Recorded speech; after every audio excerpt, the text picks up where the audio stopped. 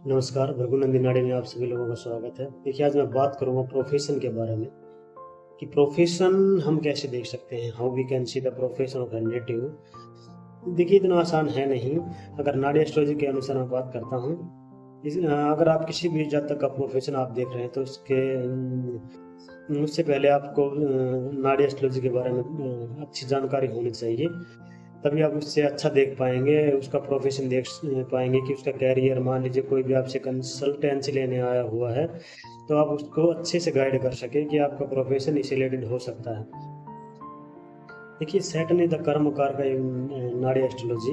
अगर सैटर्न से मान लीजिए 1-5-9 सैटर्न के साथ कोई अच्छा ग्रह बैठा है, ठीक है? तो ये आपके लिए एक अच्छा होगा, यानी आपके कर्म में एक आपको अच्छा उसके प्लैनेटरी कॉम्बिनेशन के अनुसार हम देख सकते हैं कि सैटर्न के साथ उसका मित्र बैठा है, तो ये आपके प्रोफ़ेशन के लिहाज से बहुत अच्छा होने वाला है। मान लीजिए कोई भी अगर 7वीं कोई राशि है, मान लीजिए कोई राशि 7वीं है, एक्सल्टेड हो जाते हैं, एक्सल्टेड मतलब उच्च के हो जाते हैं, यानी वीनस की जो राशि में, तो उसके साथ अगर जुपिटर बैठ जाए तो ये बहुत अच्छा कॉम्बिनेशन है। बहुत अच्छा कॉम्बिनेशन है क्योंकि जुपिटर वहाँ एक्सल्टेड है, उसके साथ उसका मित्र जुपिटर जीव, यानी वो कर्म धर्माधिपति योग बन जाता है, क्योंकि सैटर्न द कर्म एंड जुपिटर क्या है उसका धर्म धर्म धर्माधिपति योग बन जाता है। ताउम्र तक वो इंसान कर्म करेगा, यानी ओल्ड एज तक वो कर्म करेगा। तो ये एक नाड़ी एस्ट्रोलॉजी में देखने का एक अच्छा माध्यम है, और मैं मानता हूँ कि नाड़ी एस्ट्रोलॉजी स्टिक प्रेडिक्शन करती है इस बारे में। दूसरा, अगर मान लीजिए सैटर्न के साथ अगर सन जुड़ जाता है तो ये गवर्नमेंट के लिए अच्छा योग है। सैटर्न से अगर सन जुड़ जाता है तो ये आपकी कुंडली में ये आपके पॉलिटिक्स के से संबंधित अच्छा योग है। मान लीजिए अगर आपकी कुंडली में आप देख लीजिए, अगर आपकी कुंडली में सैटर्न डिग्री का बहुत महत्व है। डिग्री का महत्व कहने का सैटर्न अगर 5 डिग्री पे है और सैटर्न 5 डिग्री पे है, और मान लीजिए कि सन जो है वो है 10 डिग्री पे। कहने का मतलब है कि सन आगे है 10 डिग्री पे और सैटर्न उसके पीछे है। तो यानी आपकी कुंडली में अगर मैं बात करता हूँ तो क्या रहेगा, सन से आप अपने पिता को देख सकते हैं, यानी आपकी कुंडली में सन आपके पिता हैं। अगर मान लीजिए सन से पीछे अगर सैटर्न है तो आपके पास मान लिया आपके बर्थ से पहले आपके पिता की लाइफ बहुत ही कष्टपूर्ण रही होगी। दूसरा कॉम्बिनेशन ये बन सकता है कि अगर यानी आपके पिता आपके बर्थ से पहले कोई ना कोई प्रोफेशन कर रहे हों। देखिए, अगर मान लीजिए सैटर्न, अगर अब मैं बात करता हूँ, देखिए इसका रिवर्स मैं लेता हूँ। रिवर्स यानी सन अगर 5 डिग्री पे है और सैटर्न 10 डिग्री पे है, तो कहने का मतलब है कि देखिए ये एक हॉरोस्कोप के अनुसार हम देख सकते हैं कि यानी या तो पिता ने आपके बर्थ के बाद काम शुरू किया हो, यानी सैटर्न के बाद सन के बाद सैटर्न है, यानी सन 5 डिग्री पे है और सैटर्न 10 डिग्री पे है। तो कहने का मतलब है कि या तो आपके पिता ने आपके बर्थ के बाद काम करना शुरू किया हो, या फिर कॉम्बिनेशन ये हो सकता है अगर वो काम नहीं किया कर रहे हैं, मतलब उन्होंने अगर कोई प्रोफेशन में है, तो यानी उनकी लाइफ में आपके जन्म के बाद एक बहुत बुरा दौर उनसे गुजरेगा, क्योंकि सैटर्न जो है सैटर्न दुख का भी कारक है। सैटर्न नाड़ी एस्ट्रोलॉजी में दुख का भी कारक है। सैटर्न से अगर मान लीजिए, देखिए प्लैनेटरी कॉम्बिनेशन हम कैसे देख सकते हैं कि युतियाँ हम कैसे देख सकते हैं, यानी सैटर्न के साथ अगर कोई भी प्लैनेट बैठा हो, यानी उसके सेम घर में, ठीक है, 5-7-9 2-12 में अगर कोई अच्छा प्लैनेट बैठा है तो सैटर्न एक बहुत ही अच्छा मतलब रिजल्ट देगा और आपके प्रोफेशन अच्छा रहेगा।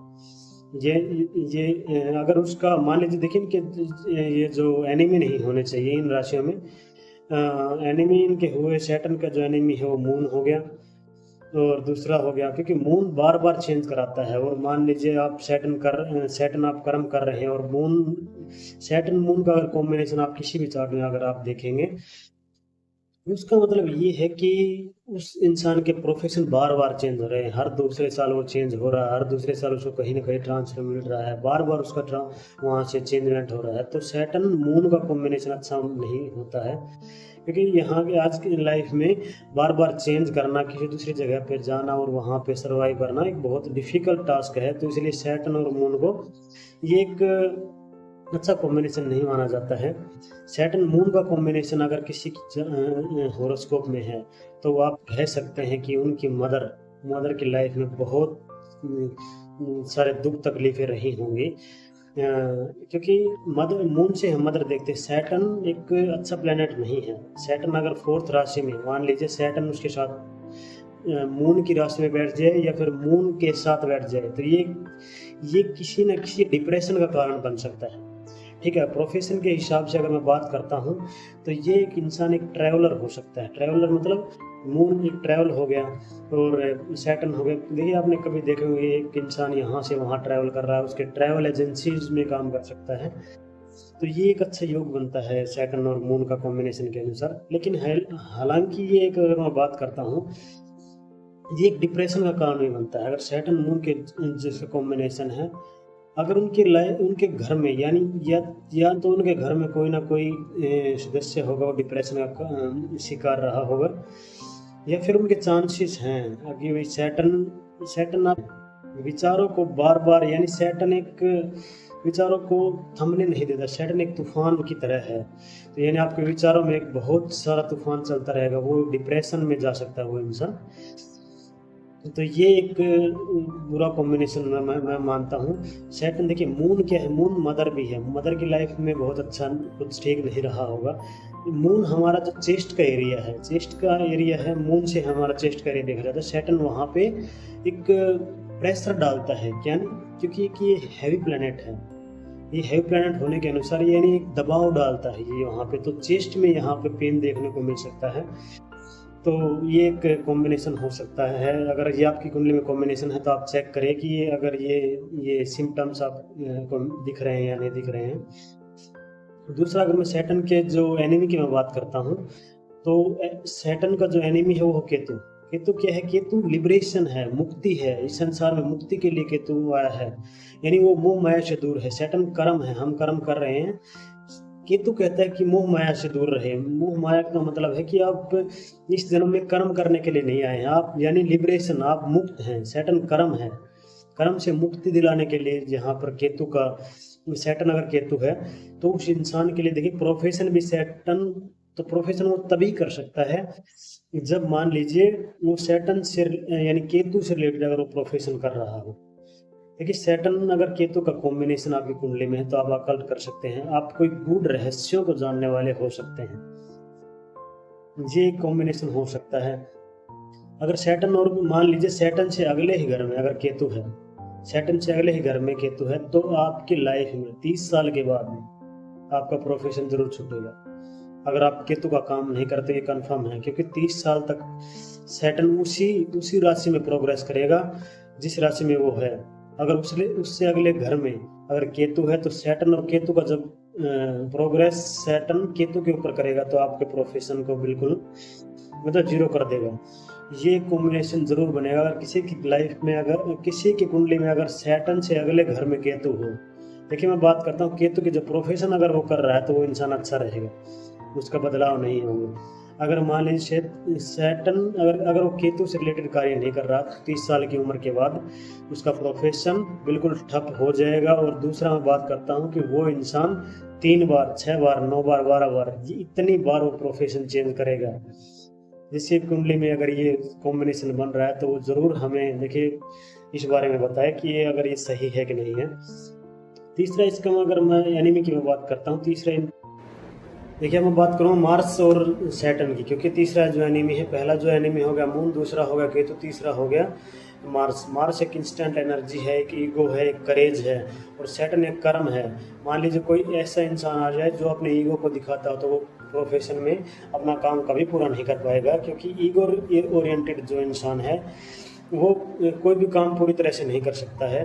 और दूसरा मैं इनकी बात करता हूँ तो इनकी दुश्मनी का एक मेन कारण ये भी है कि एक ओल्ड एज को दर्शाता है सैटर्न, और जो मार्स है वो दर्शाता है एक यंग एज को। तो ये इनमें दोनों में एक ये दुश्मनी का ही माध्यम बनता है, एक ओल्ड एज और एक यंग एज है, तो दोनों में दुश्मनी का ये भी एक कारण हो सकता है।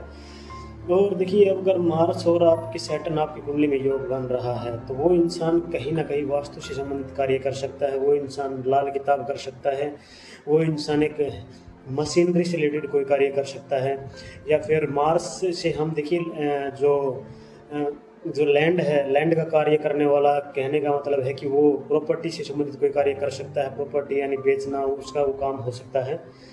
देखिए उसमें मरकरी का भी योगदान होता है, मार्स मरकरी सैटर्न होता है, तो वो प्रॉपर्टी लेना देना बेचना उसका ये कार्य हो सकता है। मार्स क्योंकि मार्स जो एक जो हार्ड लैंड को दर्शाता है, मरकरी जो एक सॉफ्ट लैंड को दर्शाता है, जो हमारी जो खेती के रिलेटेड जो संबंधित होती हैं वो मार्स मरकरी से देखी जाती हैं। तो देखिए ये कॉम्बिनेशन बनते हैं। कुछ चार्ट के माध्यम से मैं आपको समझाने की कोशिश करूँगा कि देखिए कैसे हम देख सकते हैं कि ये उस इंसान का प्रोफेशन कैसे हो सकता है। देखिए अब हम शुरू करते हैं एक चार्ट के माध्यम से। देखिए ये एक चार्ट है और उसके हम कैसे प्रोफेशन को देख सकते हैं। मान लीजिए अगर कहीं भी सैटर्न लिखा है, सैटर्न मान लीजिए यहाँ लिखा है, सैटर्न से अगले घर में अगर मान लीजिए सैटर्न के अगले घर में जुपिटर उसके मरकरी हो, उससे अगले घर में जुपिटर हो, तो इस इंसान का प्रोफेशन क्या हो गया। यानी अगर मैं Saturn plus mercury plus Jupiter, तो इस इंसान का प्रोफेशन हम क्या डिसाइड कर सकते हैं कि क्या होगा। देखिए सैटर्न इज द कर्मकार का, सैटर्न जो हो गया यहाँ पे कर्मकार का हो गया। मरकरी हो गया एजुकेशन, मरकरी एजुकेशन को रिप्रेजेंट करता है, और जुपिटर जो है, जुपिटर रिप्रेजेंट करता है ज्ञान को, एक नॉलेज को रिप्रेजेंट करता है। तो ये एक इंसान एक टीचर हो सकता है। ये कॉम्बिनेशन जरूर बनेगा। अगर जिसकी भी कुंडली में कोई टीचर है उसकी कुंडली में जरूर देखें। ये कॉम्बिनेशन का मैं पहले वीडियो बना चुका हूँ कि कॉम्बिनेशन आपको कैसे देखना है।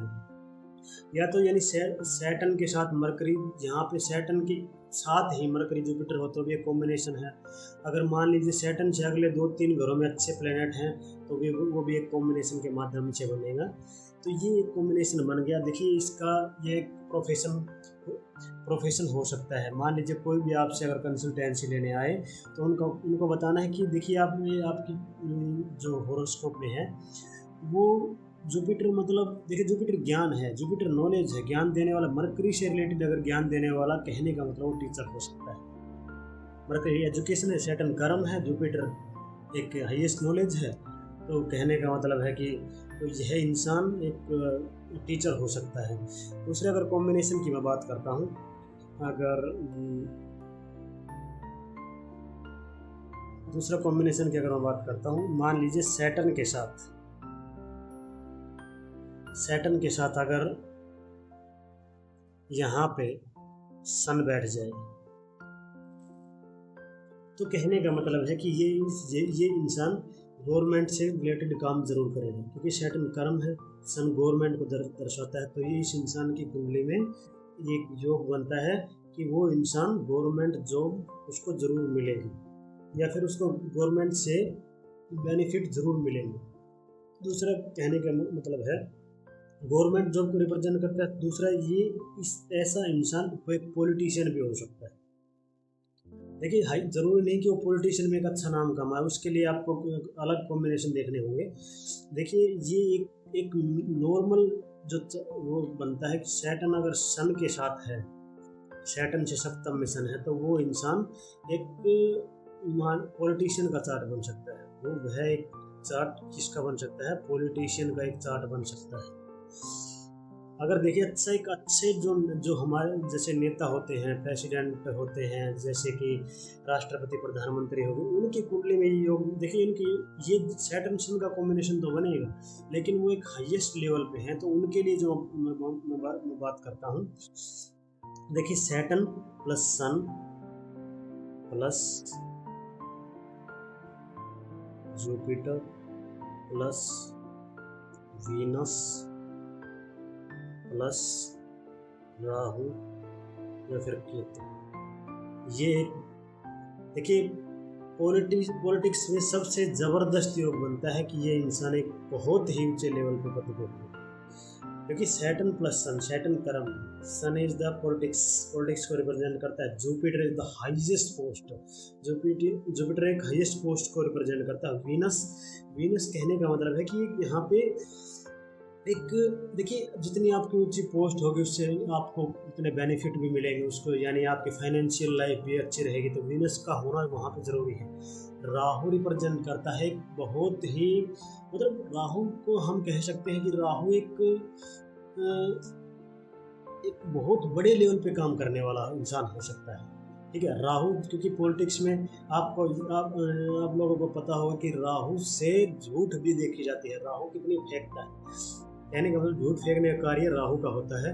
तो एक राहु का अच्छा, क्योंकि पॉलिटिशियन अच्छा वही है जो अच्छे से झूठ फेंकता हो, ये पॉलिटिशियन का एक अच्छा चार्ट बनता है, क्योंकि अच्छा पॉलिटिशियन वही है जो अच्छे से झूठ फेंकता हो। तो ये योग बनता है। नेक्स्ट में अगर कॉम्बिनेशन की मैं बात करता हूँ, अगर मान लीजिए सैटर्न के साथ मरकरी, देखिए सैटर्न के साथ अगर मरकरी जुड़ जाता है,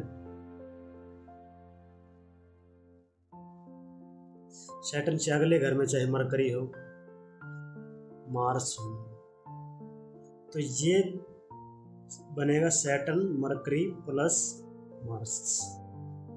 ये एक हो सकता है अकाउंटेंट, एक अच्छा अकाउंटेंट हो सकता है। कभी भी देख लीजिए आप, बैंक में अकाउंटेंट मिलेगा ऐसा इंसान, क्योंकि सैटर्न कर्म है, मरकरी ज्ञान है, मार्स एक, मरकरी एक, देखिए एक मैथमेटिक्स को भी रिप्रेजेंट करता है मरकरी। ठीक है, मार्स एक इंस्टेंट है, एक जल्दी से मतलब सोल्यूशन। मार्स ओरिएंटेड पर्सन क्या होगा कि वो जल्दी से सोल्यूशन देगा उस चीज़ का, तो यानी अकाउंटेंट हो सकता है ऐसा इंसान। तो ये एक कुंडली में, अगर किसी कुंडली में ये है तो हम कह सकते हैं उसको कि ऐसा इंसान एक अकाउंटेंट हो सकता है। दूसरा अगर इससे अगर मैं बात करता हूँ, सैटर्न मरकरी मार्स कॉम्बिनेशन है, तो ऐसा इंसान प्रॉपर्टी से रिलेटेड भी कार्य कर सकता है, प्रॉपर्टी से रिलेटेड कार्य कर सकता है। ऐसा क्यों? क्योंकि सैटर्न कर्म है, मरकरी और मार्स लैंड को रिप्रेजेंट करते हैं, यानी प्रॉपर्टी लेना देना बेचना। मरकरी जो है सॉफ्ट लैंड को दर्शाता है और मार्स जो है हार्ड लैंड को दर्शाता है, प्लॉट वगैरह को दर्शाता है। तो यानी एक सैटर्न मरकरी मार्स का कॉम्बिनेशन आपको प्रॉपर्टी से रिलेटेड कोई भी प्रोफेशन कर सकता है, प्रॉपर्टी लेने देने का, जैसे कि उनकी कुंडली में ये योग बनता है तो वो ऐसा प्रोफेशन कर सकता है। तीसरा अगर मैं बात करता हूँ कोई कॉम्बिनेशन के माध्यम से प्रोफेशन, हमें देखिए ऐसे ये जरूरी नहीं कि इनके अगले ही घर में हो। देखिए ये एक 159 हमने कहाँ देखने हैं, ये देखने हैं कि मान लीजिए सैटर्न यहाँ है, सैटर्न से पंचम में, सैटर्न से पंचम ये हुआ, सैटर्न से नवम ये हुआ। अगर ये कॉम्बिनेशन यहाँ भी बनते हैं, मान लीजिए सैटर्न से 5 में सन बैठ जाए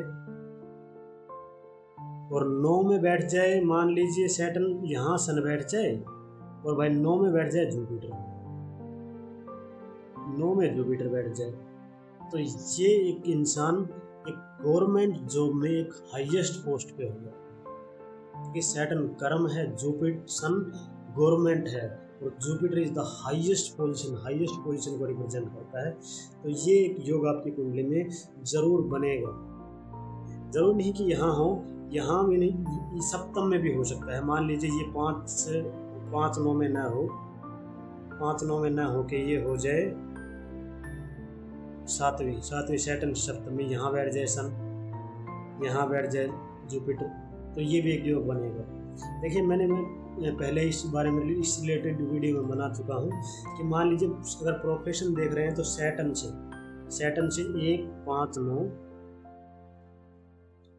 3, 7, 11, 2, 12 हाईएस्ट जो इफेक्ट करते हैं वो 1, 5, 9 सबसे हाईएस्ट जो कॉम्बिनेशन है वो ये है। दूसरा अगर इक्विवेलेंट में अगर देखता हूँ तो दूसरा हाउस भी ये बहुत ही 90% हम देख सकते हैं, क्योंकि सैटर्न से अगर मान लीजिए दूसरा हाउस हो, सैटर्न से दूसरा घर ये हुआ, यहाँ पे कोई अच्छा प्लेनेट बैठ जाए, अगर यहाँ पे मान लीजिए कोई केतु बैठ जाए, यानी ये इसका दुश्मन हो गया। देखिए अगर मैं बात करता हूँ, अगर ये अब इसका दुश्मन हो गया,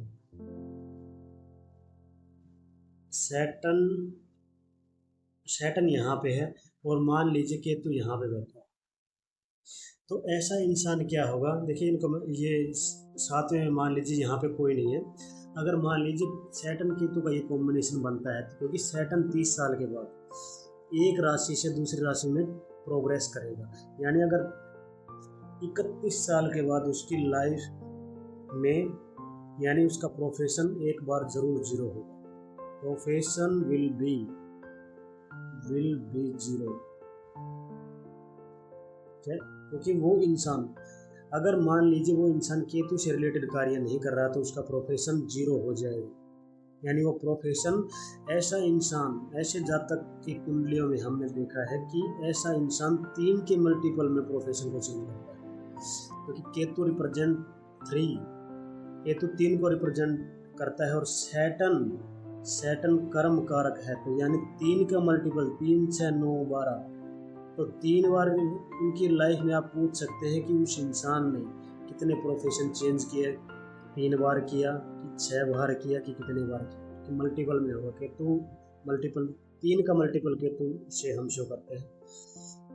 तो ये एक अच्छा कॉम्बिनेशन नहीं है। मान लीजिए अगर आपकी कुंडली में, देखिए अगर मैं प्रोफेशन की मैं बात करता हूँ,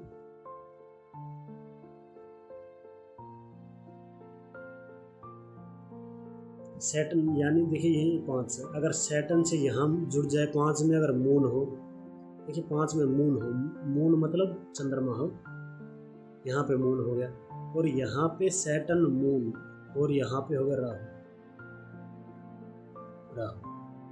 अब कॉम्बिनेशन क्या बन गया, सैटर्न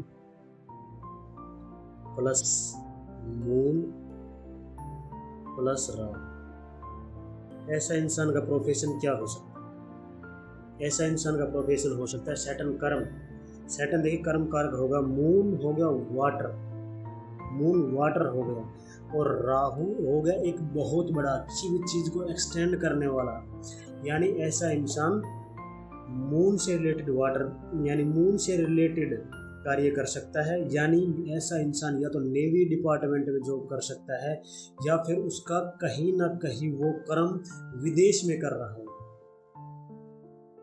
विदेश में कर्म कर रहा होगा। ऐसा क्यों, क्योंकि सैटर्न कर्म है, मून हो गया ट्रैवल, राहु हो गया फॉरेन, यानी अपना प्रोफेशन वो बाहर कर रहा होगा, यानी विदेश में कार्य कर रहा है। ये एक योग बनते हैं। देखिए ये बहुत बड़ी वीडियो हो जाएगी, अगली वीडियो में मैं कुछ और कॉम्बिनेशन के साथ हाजिर होऊंगा।